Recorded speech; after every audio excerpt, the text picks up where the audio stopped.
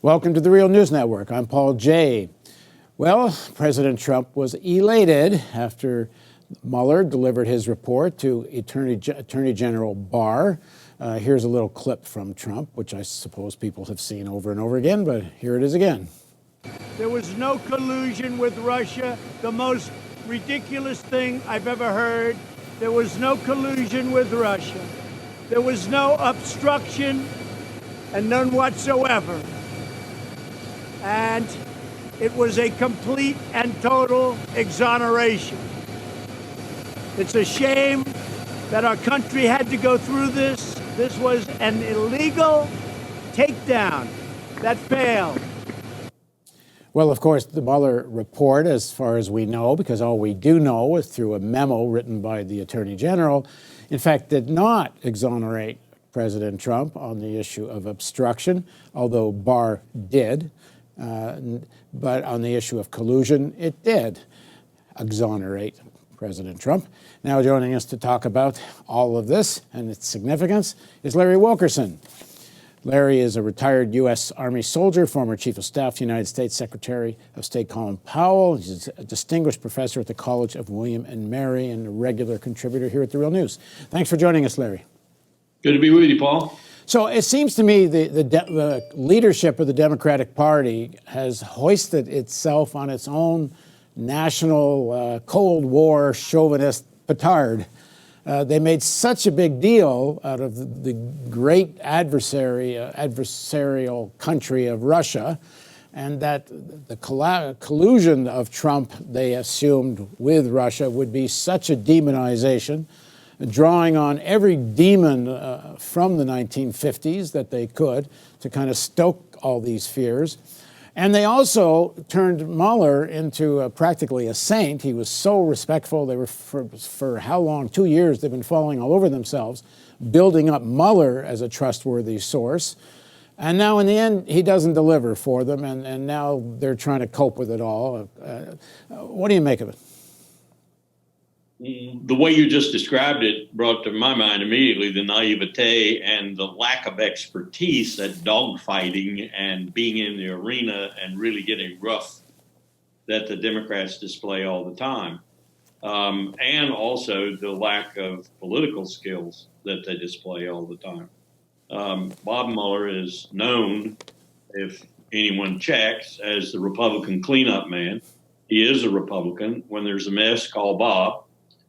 His integrity alone will affect the issue ultimately.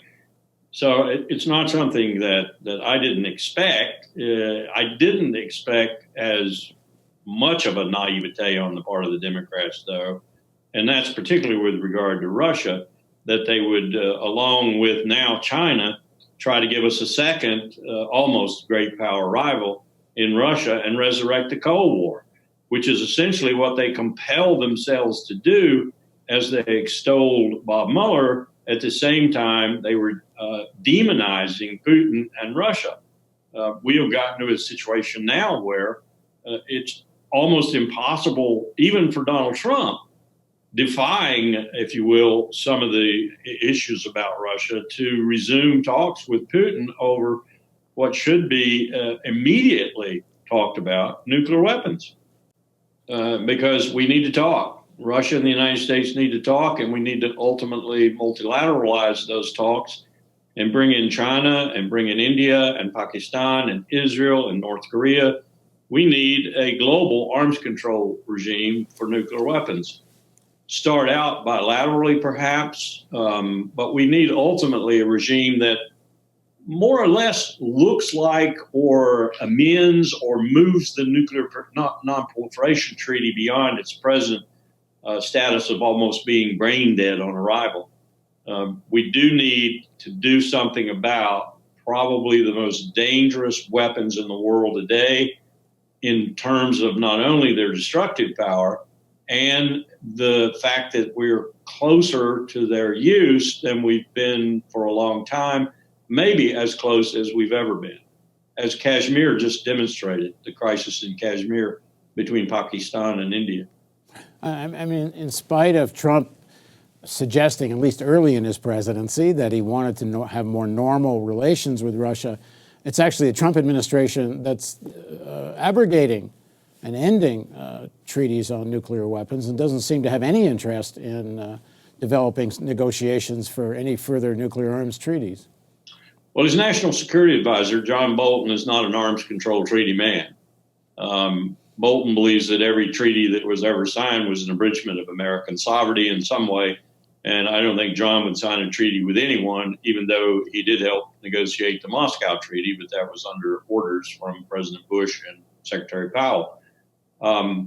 I think the reason, and here's how this works in this incredibly insane political world, the reason Trump did not come back from Helsinki and call Putin immediately to something that probably was agreed in Helsinki informally, a second meeting in Washington, was because of the domestic political environment and where Trump found himself at that time. He could not invite Putin because others were making Russia out to be such a demonized state. So the most important thing they probably talked about in those private moments, I hope anyway, was nuclear weapons. And the real reason for Putin's accepting coming to the United States and wanting to talk again with Trump was probably nuclear weapons. I mean, he'd be a fool for that not to be the main reason. And Trump would be a fool. And I know that begs a question, but to not make that the main reason. These are very dangerous weapons. We're getting, as I said, in a very dangerous time again with these weapons. So we precluded that second meeting in Washington or somewhere because of the domestic situation we created, and the Democrats were complicit in this, around Russia and around Trump's inability to make that invitation. Now, just to go back to the Mueller report, while the Mueller report did not find collusion and didn't rule out obstruction, but apparently it also confirms that there was Russian interference in the 2016 elections. We haven't seen the report, so we don't know if we learn anything new about that. A lot of what we're supposed to know is we're supposed to take on faith that the American intelligence agencies have reached certain conclusions, and based on those conclusions, we're supposed to reach the same conclusions, and we've always been, unwilling to take anything the American intelligence agencies say on faith. But that being said, if in the end it turns out, either in the Mueller report or some other where, there actually is some evidence of some Russian interference or attempt to influence the U.S. election, how big a deal is that to you? I look at it this way. Last night I watched the Frontline special entitled The Mueller Report. It's going to be on, as I understand it, tonight, maybe tomorrow night. I watched it online. Anywhere in that very excellent presentation, which was mostly factual, it just gave you the Trump statements, it gave you the Trump actions and those associated with it. Anywhere in there, I'm not a lawyer. I am not a lawyer. I don't know the law the way a lawyer would. But anywhere in there, as I understand obstruction of justice, you could get Trump half a dozen times or more on obstruction of justice, just from the lies, and the lies that come in the context of a pursuit of justice, if you will, and the fact that those lies immediately obstruct that pursuit of justice.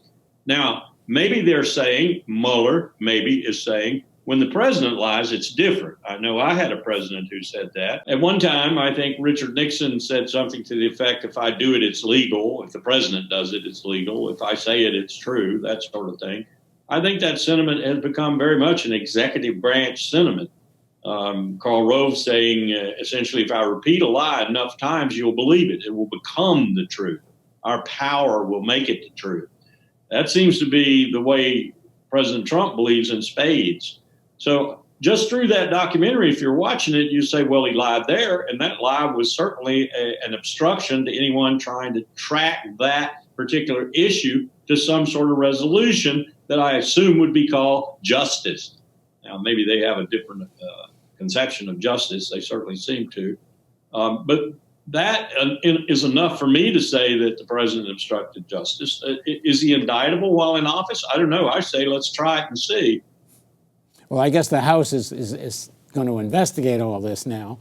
But I just want to ask you again, is it not rather normal that countries try to influence the outcome of elections, other people's elections, in their interests? And of course, the United States organizes coups to do this.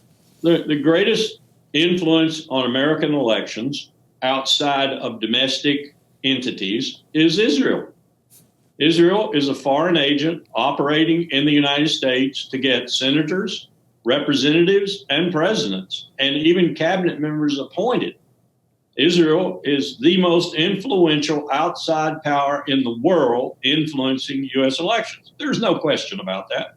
None whatsoever. People lie and dissemble and deny it, but there's no question about it, not in reality. You take other countries like Saudi Arabia, they're gaining on Israel in that regard too, especially with the money Mohammed bin Salman spent in the United States in order to influence our public opinion about him and about Saudi Arabia. So that Russia influenced our elections, if they did in any significant way, is still, I think, very questionable, significant way. But that they did it, I would feel like they were remiss if they didn't try something. I mean, we did this all the time during the Cold War. We were always messing with each other during the Cold War. It's just become a lot easier and a lot more significant and accelerated to do with all the technology today and the dependence we have in particular on that technology. Well, I'll just end this by repeating what I've been saying for at least 2 years, is that if the Russians did what they're accused of doing, it's nothing compared to what the American billionaires do to undermine what's left of U.S. democracy. Well, you didn't ask me about domestic interests undermining democracy or our elections. Well, go ahead. There are plenty of them, from Charles and David Koch to Robert Mercer to Paul Singer to Sheldon Adelson. The list goes right down the 400 richest families in America almost, although some of them are pretty decent people and refrain from doing such things. But there are people who will buy a congressman in a minute. I just learned that $3 million was given to Robert Menendez's self-defense campaign when he was accused of all those heinous things of which he was accused.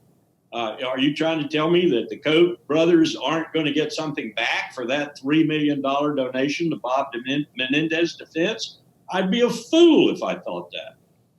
Yeah, if we want a special prosecutor, we should have one that focuses on that. Thanks very much for joining us, Larry. Thanks for having me. And thank you for joining us on the Real News Network.